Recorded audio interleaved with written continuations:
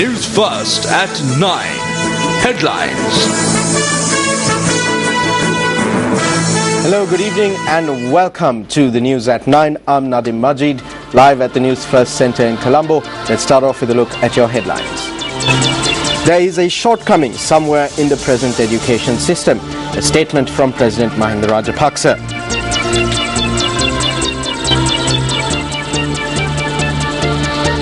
Deputy Chairman of the Imbulpe Pradeshia Sabha calls for a session without the knowledge of the Chairman. Also, 3 ambulances at the Anuradhapura Divisional Health Service Director's office destroyed in a fire. And vanished Malaysian Airlines flight leaves relatives with anger and phantom phone calls. Let's now cross over to the main news desk for these stories and much more. Good evening and welcome. You're with Newsfirst, your number one news provider. I'm Shamir Rasuli. And I'm Nicola D'Zoiza. We now move on to the news in detail. A wanted man was killed in a shootout with the police in Mahawalawatha, Ratnapura this morning. The police say that the deceased was the chief suspect in the murder of a gem merchant in Ratnapura. The police say that a hand grenade was lobbed at the police when they had accompanied 2 of the suspects in custody in connection with the murder of a gem merchant to a hidden arms cache. The police had then shot at the suspect. The police said that the suspect was pronounced dead on arrival at the Ratnapura hospital. The other suspect is in police custody. The deceased suspect was a resident of Veeraketia in Hambantota. A gem merchant, 42-year-old Sumit Veerasinghe, was gunned to death outside his house last month. The suspect had allegedly shot the businessman in a drive-by and had also snatched a gold necklace that his wife was wearing. Following the arrest of this suspect, we also arrested another suspect and a couple who had provided them shelter at their home. The suspect was Arumagamge Sugat Chaminda alias Palankanda Heen Malli or Palankanda Heena. At dawn, the Crime Division OIC of the Ratnapura Police recorded a statement. While recording the statement, it was revealed that the firearm used to kill the gem merchant had been hidden at a certain location in Mahawalawatha, Ratnapura. At about 7:50 this morning, when they were travelling in a wooded area, the suspect had recovered a hand grenade hidden there and had attempted to attack the police officers. The suspect has been involved in 36 different crimes. He has been committing crimes since he was 16. We have received information that he has been involved in 11 murders. එදී මොහු අපරාධ සිදු කර තිබෙන්නේ මේන් මොහු මනුෂ්‍ය ඝාතන 11කට සම්බන්ධ බවට තොරතුරු ලැබිලා තියෙනවා. British Prime Minister David Cameron has written to leaders of countries represented in the UN Human Rights Council seeking their support for the US-sponsored resolution on Sri Lanka. Foreign media reports quoting a spokesperson for the British Prime Minister said that the British government is working hard to secure support ahead of the vote on the resolution at the UNHRC. Foreign media quoted the spokesperson as saying that the PM has personally written to a number of leaders whose countries are on the Human Rights Council this session, calling on them to support this resolution which would help to deliver progress on reconciliation and human rights in Sri Lanka. Now, the Commonwealth Forum of National Human Rights Institutions was scheduled to meet in Geneva today for their annual meeting. The meeting will bring together 50 participants from 24 Commonwealth national human rights institutions and ombudsman officers. The meeting will focus on the role that national human rights institutions can play in advocating for a rights-based approach in implementing the post-2015 development agenda and human rights, which was identified as a key commitment at Shogam last November. The participants will also discuss the focus on best practice and challenges in the protection of human rights defenders. Now, meanwhile, the Green Party, the third largest political party, has called on New Zealand to lend its support to an independent international investigation into allegations of human rights violations in Sri Lanka. The New Zealand Green Party's human rights spokesperson Jan Logi said today that the Human Rights Council session presents an opportunity for New Zealand to push for accountability and protection of human rights action in regard to the worrying situation in Sri Lanka.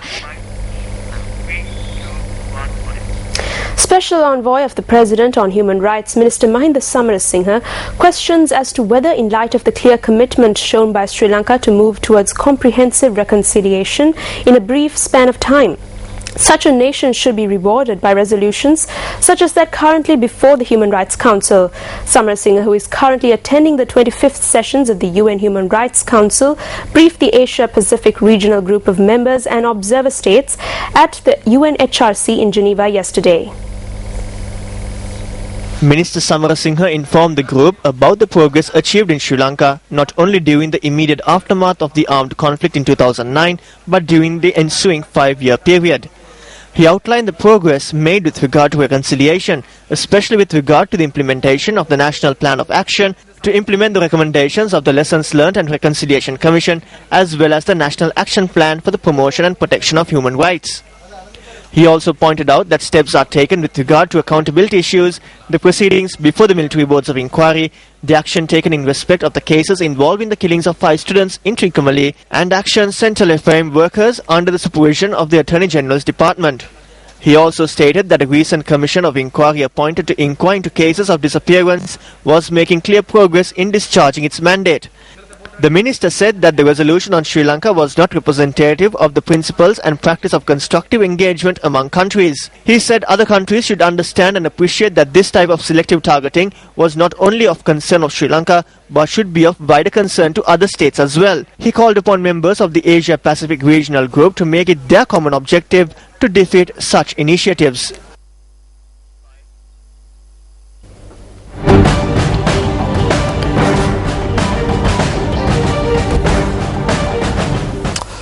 President Mahinda Rajapaksa says that there is a shortcoming somewhere in the present education system.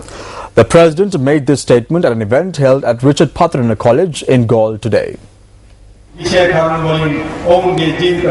President Mahinda Rajapaksa declared open several Mahindodaya laboratories constructed at schools in the southern province today, parallel to the Mahindodaya Schools program. The president first declared open the Mahindodaya laboratory at Richard Pathrana College in Galle.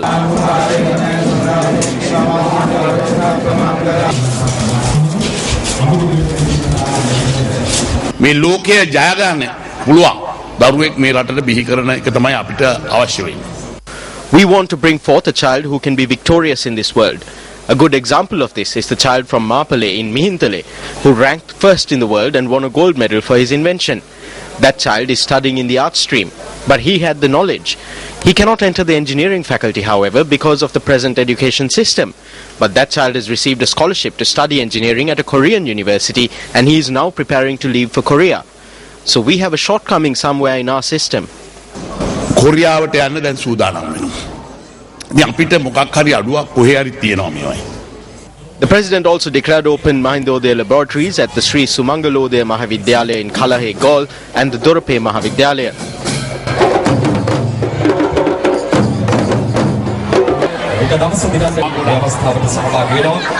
Mahindodaya laboratories, which have been designed under the supervision of the Ministry of Education, comprise of a fully fledged mathematics laboratory, a language laboratory comprising of 25 computers, a computer laboratory with 40 computers, and a distance learning center. Convening a media briefing today, the media spokesperson of the National Freedom Front made these remarks on a recent statement made by Minister Rauf Hakim.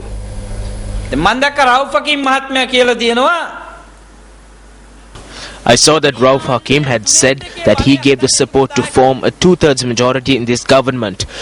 You know, this government has a salon door. 5 people from Hakim's party had opened the salon door and were ready to cross over.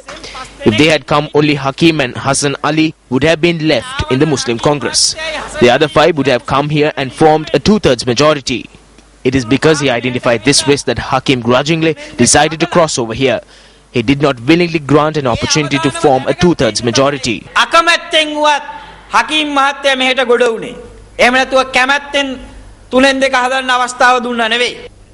That was Mohammed Muzammil, media spokesperson of the National Freedom Front.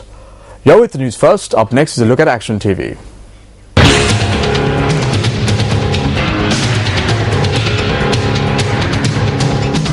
At present, the Lakvijaya coal power plant in Norachole is generating 600 megawatts of electricity on the national grid. This is because the second phase of the power plant, which has a capacity of 300 megawatts, has been put online as part of a trial run. However, a revelation made by the president of the Ceylon Electricity Board Engineers Union at a media briefing held on the 14th of February in Colombo makes it evident that the Norotchole power plant project as a whole is on a trial run. The coal power plant was initiated as per the friendship between Sri Lanka and China and was established here. It was not done according to open competitive bidding. We were not allowed to implement whatever we wanted in this project.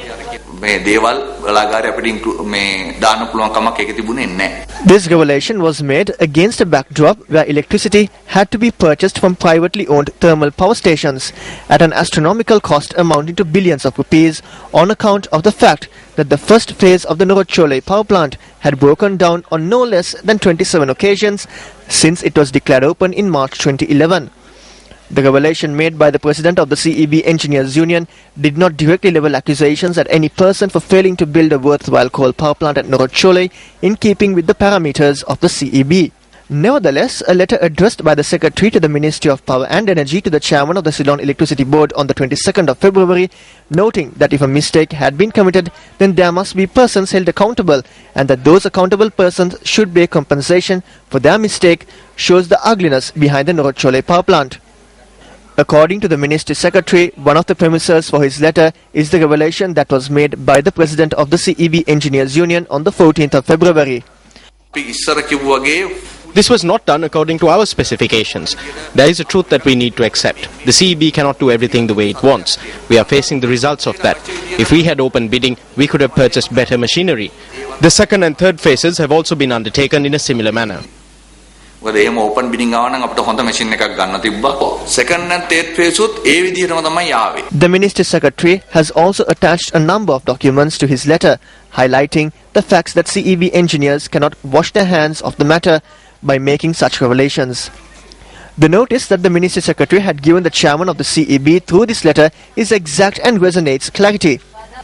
In this letter, the Ministry Secretary informs the chairman that if the first phase of the Norotchole power station has not been constructed to the specifications of the CEB, and if the CEB's board of directors concludes that this factor has led to the abnormal number of breakdowns at the power station, then compensation must be charged from those who are accountable for this, for the loss incurred by the government and the CEB.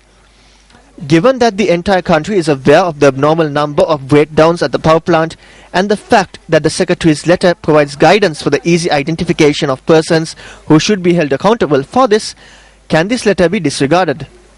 Chairman of the Ceylon Electricity Board, this is over to you.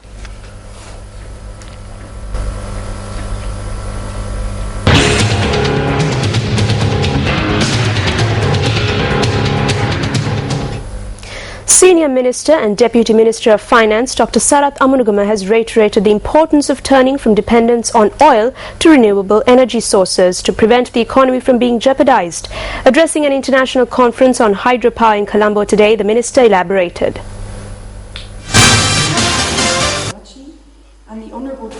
The Hydro Asia 2014 International Conference and Exhibition commenced in Colombo today with the participation of close to 500 professionals and experts representing 45 countries. The more we have hydropower and the less we depend on oil, the more prosperous that country will be. All electricity board engineers, all irrigation department engineers, all politicians like us must learn this truth, that the more we depend on oil, which will every year escalate, the more we are putting our economy in jeopardy. So the technology that was used, the strategies that were used when oil was cheap, cannot be used in the modern day. And that is why we have to concentrate on hydropower and other forms of energy. Considerable developments have been made in the small hydropower developments. These power plants are mostly developed with the participation of the private sector. Already more than 275 megawatts of small hydropower plants have been built and generating electricity. Also in the other renewable energy sectors such as wind power, considerable development are taking place, especially with the participation of the private sector. What did actually happen to Malaysian Airlines flight MH370, which went off grid on Saturday? The search area for the missing jetliner has now been expanded, with the airline saying the western coast of Malaysia is now the focus of the hunt that has entered its fourth day. Now, various theories have begun to circulate of the disappearance of the plane. Nicola De Souza joins us from Studio 2 with more of the details. Almost 4 days since the mysterious disappearance of flight MH370, investigators are no nearer to figuring out what exactly happened to the plane. We are now joined by our bureau correspondent from Malaysia, Chalukya Weerakon, for the very latest. Well, the latest we're hearing from the authorities here is that Malaysian military has supposedly tracked the missing flight on radar to the state of Malacca, Western Malaysia, far away from where it disappeared on the radar screens over the South China Sea. The police chief has said that the 4 areas of investigation are focused possibly of human agencies, is being hijacking, sabotage, psychological problems, or personal problems with passengers or crew. Here in Kuala Lumpur, the anguish continues for families and friends of missing passengers and crew, with many expressing their frustrations over the lack of comprehensible information. This is Chalukya Weerakon reporting for Newsfirst from Kuala Lumpur, Malaysia. Meanwhile, the Malaysian police say that a man travelling on a stolen passport on the missing Malaysian Airlines flight is a young man from Iran and is not believed to have any links to terrorism. The Malaysian police say that the 19-year-old man, named Noor Muhammad Medrad, was probably migrating to Germany. Investigations are continuing into a second man using stolen documents. The search for flight MH370 has also widened. Experts say that the presence of 2 people with stolen passports on a plane was a breach of security, but is relatively common in a region regarded as a hub for illegal migration. Meanwhile, reports have emerged that the cell phones of some of the passengers on the missing plane are ringing, but no one picks up.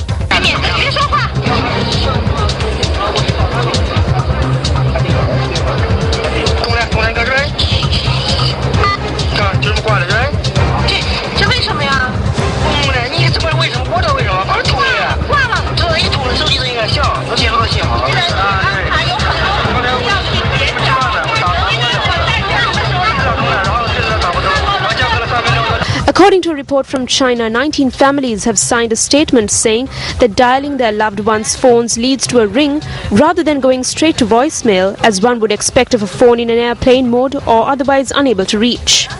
Hopes are still high as families of Malaysian passengers on board missing flight MH370 waited for news on their loved ones. But as each day passes, the relatives are also preparing for the worst. The fate of the Malaysian airliner that vanished about an hour into a flight to Beijing remains a mystery, as a massive air and sea search, now in its 3rd day, failed to turn up any trace of the Boeing 777 plane. Neither Malaysia's special branch, the agency leading the investigation locally, nor spy agencies in the United States and Europe have ruled out the possibility that militants may have been involved in drowning MH370. The US sources said that Malaysian authorities have indicated that the evidence so far does not strongly back an attack as a cause for the aircraft's disappearance, and that mechanical or pilot problems could have led to the apparent crash. Meanwhile, dozens of ships and aircrafts from 10 countries were still scoring the seas around Malaysia and south of Vietnam, as questions mounted over possible security lapses that could have led to a drowning of the Boeing 777-200ER after it climbed to an altitude of 35,000 feet. About 2/3 of the 227 passengers and 12 crew members aboard the plane were Chinese. Aside from the Malaysians, other nationalities include 7 Indonesians, 6 Australians, 5 Indians, 4 French, and 3 Americans.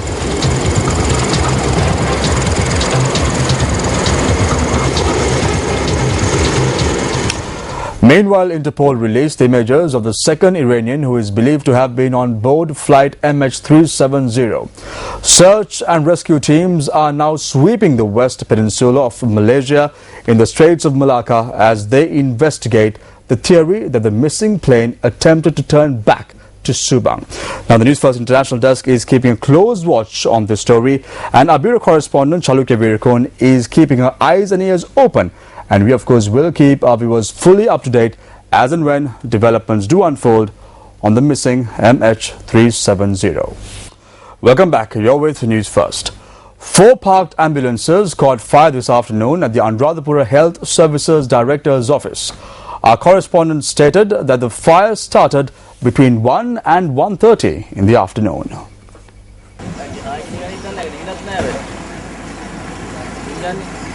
There were 5 unused ambulances at the premises of the Anuradhapura Health Services Director's office.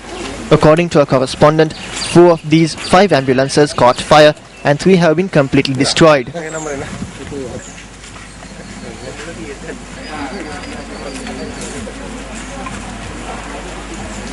Our correspondent further stated that there were no number plates on the 3 ambulances that were completely destroyed, while the partially burnt ambulance had its number plate.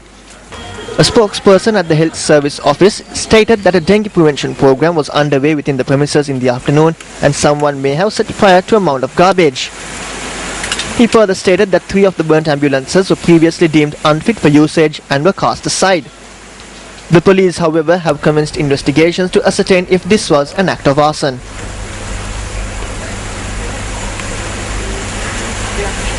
Addressing a meeting in Ambalanthota yesterday, United National Party parliamentarian Sajid Premadasa said that the government has no interest in providing lands to the youth in the Hambantota district. This rally took place at the centre of the Ambalanthota town under the theme Jag Gohane Janahamura.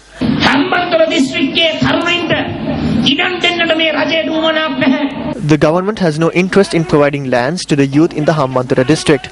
However, they are giving away acres of lands to multinational companies and the wealthy. Go to Tissa Maharama in the Mahavali zone. The historic lands are being looted. My dear people of Hambantota, are you remaining silent with such activities in sight? A father came to me and showed me a savings book. What is this book? His farmer's pension book. In the book, it states that a sum of 2,000 rupees has been allocated for the month of January. He says that they never received a penny for the past 2.5 years.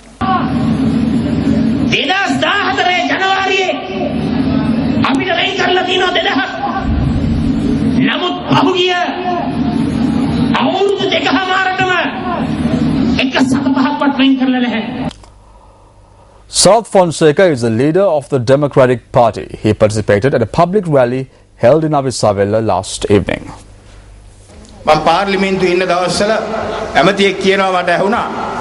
When I was in Parliament, I overheard a minister saying that they had deceived the people in this country.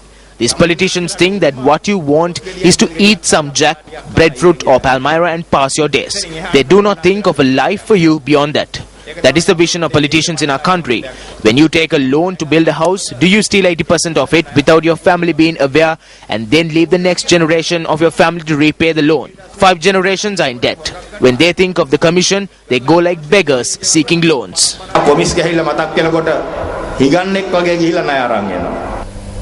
A skewed situation has arisen at the Imbulpe Pradeshya Sabha in Balangoda once again as a result of the Vice Chairman of the Pradeshya Sabha convening the monthly general session. In spite of the Vice Chairman's claims that the meeting held today was legitimate, the Chairman says that the action that was taken in contravention of an existing court order was illegitimate. Although the budget of the Imbulpe Pradeshya Sabha in Balangoda was defeated twice, the chairman Indu Gunatilaka continues to function in this capacity as per an interim injunction issued by the Supreme Court. This order permitted for the functions of the Pradeshya Sabha to be carried out as usual until the 31st of March. Accordingly, meetings of the Imbulpe Pradeshya Sabha were held under the auspices of the chairman Indu Gunatilaka. The chairman was to convene the monthly general session on Thursday. However, on the 6th of this month, the Vice Chairman W.K. Gurge addressed a letter informing members that the monthly general session would be held on the 11th, today. As such, 9 members, including the Vice Chairman, arrived at the Pradeshya Sabha premises today to hold the monthly general session. However, the meeting room was not opened for the group. Our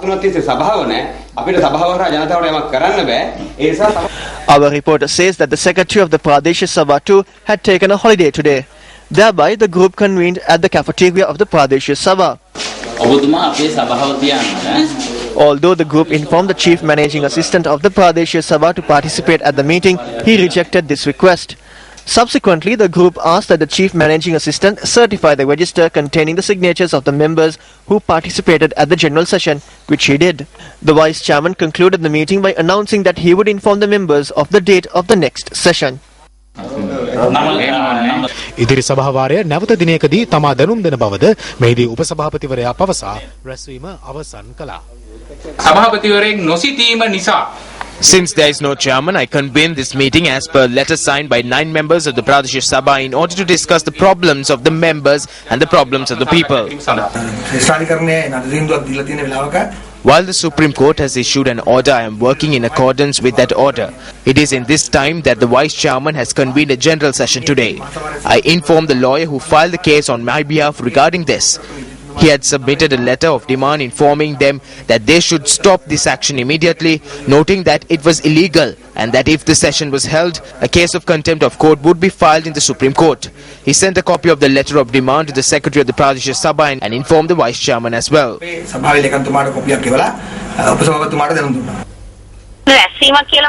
I cannot call this a meeting. In order for it to be an accepted meeting, the Secretary and all the members should be there and the minutes must be recorded.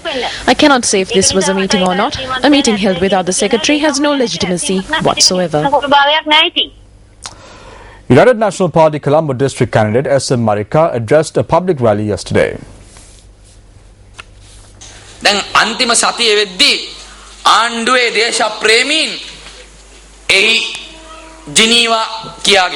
During the final week, the patriots of the government will come to you citing Geneva that foreigners are attempting to destroy the country.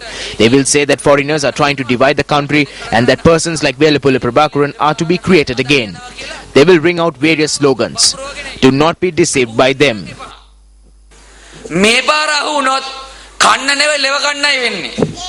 Those who had 3 meals a day will have only 2 meals a day in the future. Those who had 2 meals a day will have to be satisfied with a meal a day. The taxes on rice, milk powder, dal and sugar will increase.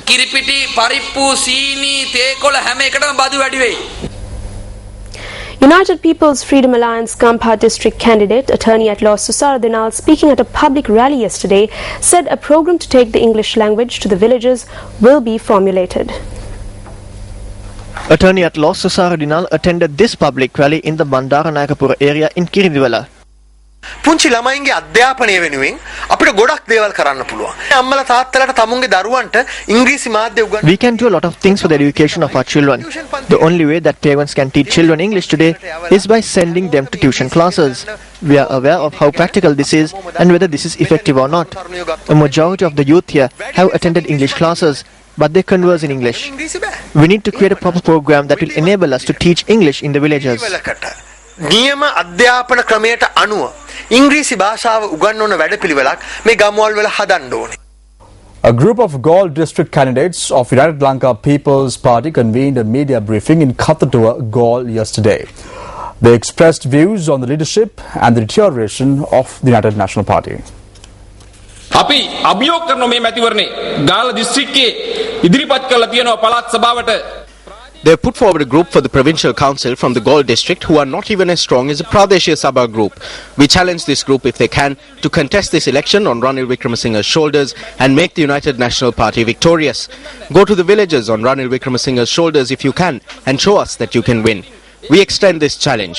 We state with authority that the UNP under Ranil Wickramasinghe's leadership will never be able to come onto the victorious path, form a government or even win a provincial council election with this group. දැඩි ලෙසම කියනවා මොකද මේ රනිල් වික්‍රමසිංහ කියන නායකයට ඒ වගේම මේ නායකත්ව මණ්ඩලයේ කියන නායකයට They did not give Maitri Gunaratne a nomination for this election. We can see what will happen in the Gaul district as a result of the failure to grant this nomination. දහස් සංඛ්‍යාත ලක්ෂ සංඛ්‍යාත එක්සත් ජාතික පාක්ෂිකයන්ගේ ජනමතයට පයින් ගහලා රනිල් වික්‍රමසිංහ කියන The dictatorial leader Ranil Wickramasinghe, along with his puppet leadership council, have kicked the public opinion of the hundreds of thousands of UNP supporters and are bringing defeat to the party once again. At this instance, the UNP supporters in the Gaul district have made a decision. As a result of the inappropriate actions of the UNP leadership and the UNP leadership council, a message has been given. They are unable to rally 20 people for a meeting attended by Tissathanayaka, Karujaya Surya or Mangala Samaravira. Are these people leaders? People hoot when they see Ranil Wickremesinghe. They pelt stones at them. Are these people leaders? This is the biggest collapse the UNP has ever witnessed. The father, known as Ranil Wickremesinghe, has given the mother, who is the UNP, 26 children known as Defeat. There is a change this time around. When the next child known as Defeat is born, the birth certificate will show the Leadership Council and not Ranil Wickremesinghe as the father. The hunchbacked hectogenarians in the Leadership Council do not understand this. All they want is position. Therefore, today the people, the UNP supporters, have rallied to send a message to Ranil Wickremesinghe and the Leadership Council. People have had enough of the government today, but they are not looking at the UNP. They are looking for an alternative. Therefore, we have decided to become this alternative. Ranil වික්‍රමසිංහටත් නායකත්ව මණ්ඩලයටත් පණිවිඩයක් දෙන්න. අද ආණ්ඩුව කලකිරලා මිනිස්සු ඉන්නවා. නමුත් එක්සත් ජාතික පක්ෂ දිහා බලන්නේ නැහැ.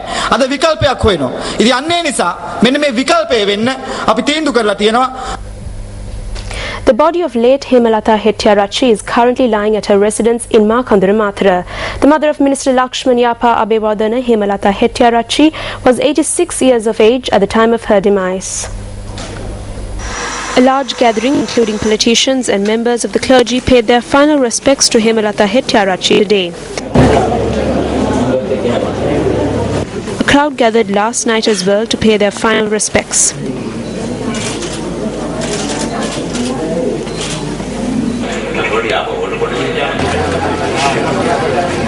Hemalata Hettiarachchi, who had been taken ill for several days, passed away at night the day before yesterday.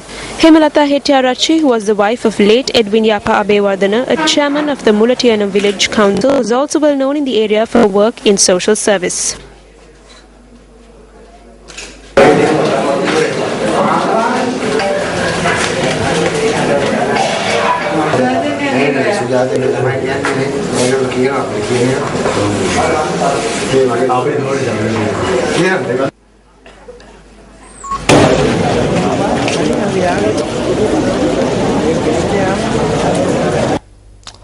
Confrontations between crocodiles and humans came to the fore recently after a woman was dragged off by a crocodile in Ambalantota. The woman was dragged off while she was fetching water from the Karagas Ara Anicut.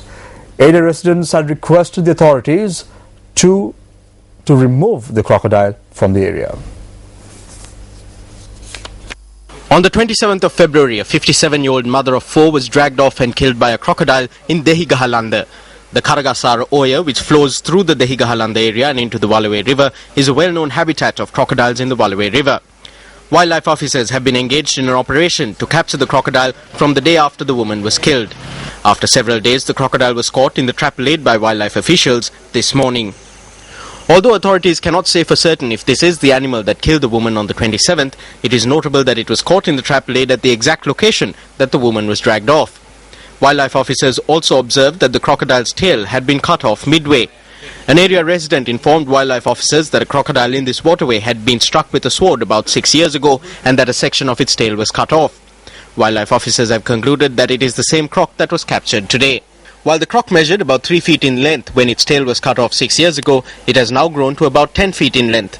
Given the possibility of crocodile attacks occurring in the future as well, wildlife officials have laid traps and are continuing to monitor the area. The mugger crocodile that was captured today has been released into a reservoir in Zone 2 of the Yala National Park. Wildlife officials say that it would be appropriate to construct crocodile fences to enable area residents to use the Karagasara waterway safely.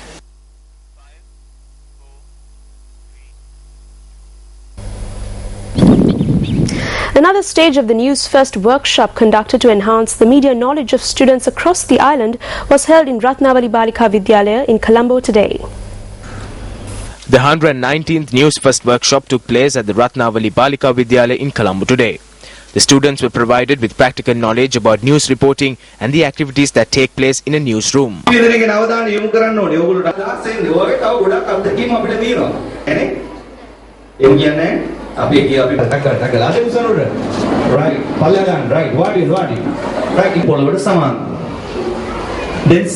සමාජ සත්කාරයට පළවෙනි තැන දෙන සිරස මාධ්‍ය ජාලයේ Sirasa, the people's #1 media network, has taken a bold initiative to educate students who are the future prospects of the nation. I am proud to say that my students have been given the opportunity to have an insight on how the media industry functions in order to be able to make the right decision when choosing their careers in the media industry. The media has an enormous responsibility in creating awareness. I am truly grateful that you have taken this responsibility onto your shoulders in conducting workshops for the students. විශේෂයෙන් පාසල් දිනවරුන් සඳහා සිදු කරන මේ වැඩසටහන සම්බන්ධයෙන් ඇත්තටම ඔබට ප්‍රශංසාව හිමි විය යුතුයි. Sirasa is providing a big service to school students like us. This is one of the greatest experiences of my life. Communication is essential in our day-to-day life. We were able to understand how the media can shape our future in achieving our goals through this interactive workshop.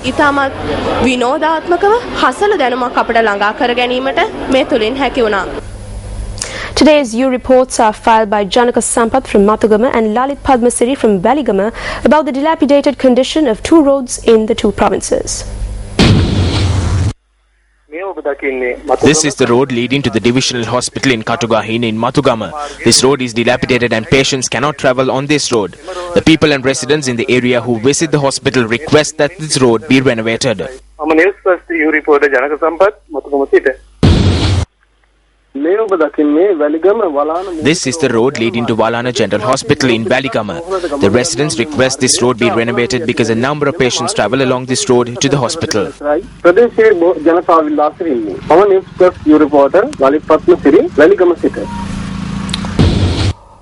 The Northern Provincial Council has requested the Asia Development Bank to reconsider supplying the Jaffna district with water from the Irinamadu Reservoir.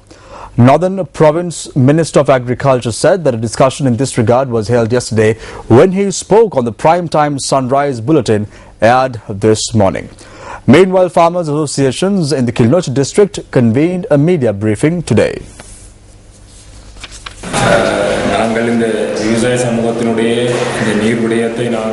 We were in a difficult position, wondering how we could reveal the water problem being faced by our community. We had no support from the media. Although some media institutions reported some information, no one supported us as much as Newsfirst did. They came to this area, revealed our problem, understood the reality and brought our problems to the fore. In truth, Newsfirst rendered great support in bringing this matter to the fore. On behalf of the farmers' associations, we express our gratitude to them.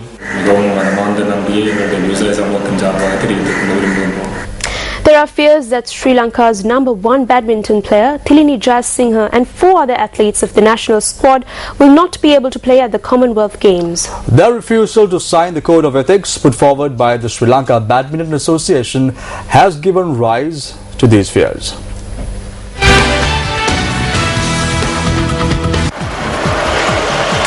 The deadline to sign the Code of Ethics submitted to the Sri Lanka Badminton Association ended at noon today. Although all 16 members of the national squad were to sign the Code of Ethics, when the deadline ended, only 11 athletes, including the national champion Niluka Karunaratne, had done so. This has existed for the past several years. The Code of Ethics has not changed one bit since the last time they signed it. If the athletes do not sign this code by midday today, then they will not be taken for practices. When I approached 2 or 3 members personally to get a signature, they turned traitorous for their own gain.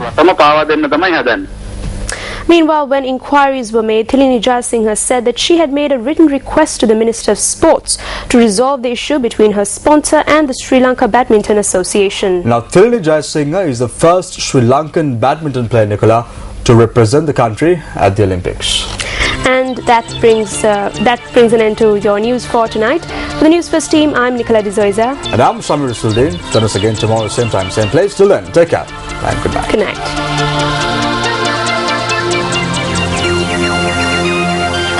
Hotline 0114 896 896. www.newsfirst.lk. Feedback at newsfirst.lk.